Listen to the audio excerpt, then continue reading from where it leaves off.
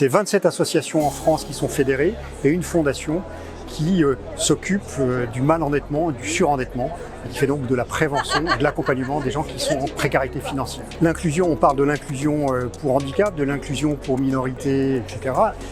L'inclusion financière est un sujet à part entière.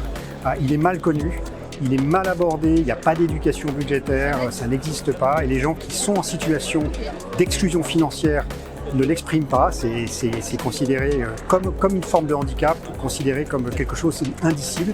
Et donc nous, on les accompagne, c'est très technique et c'est en ça qu'on les ramène en inclusion, on les ramène dans la société.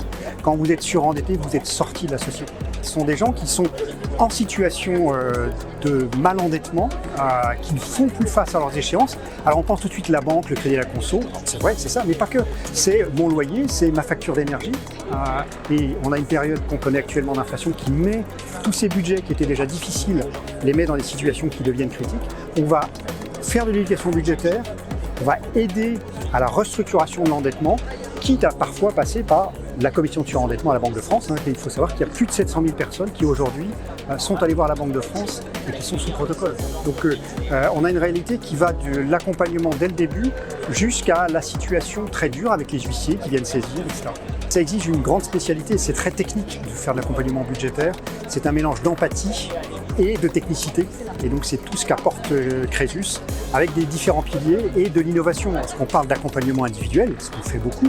On parle d'éducation par le jeu, mais on parle aussi de BGV, qui est une application qui permet aux gens de gérer leur budget et leur compte de façon intuitive, ce qu'il est très difficile de faire quand on n'a pas d'éducation budgétaire.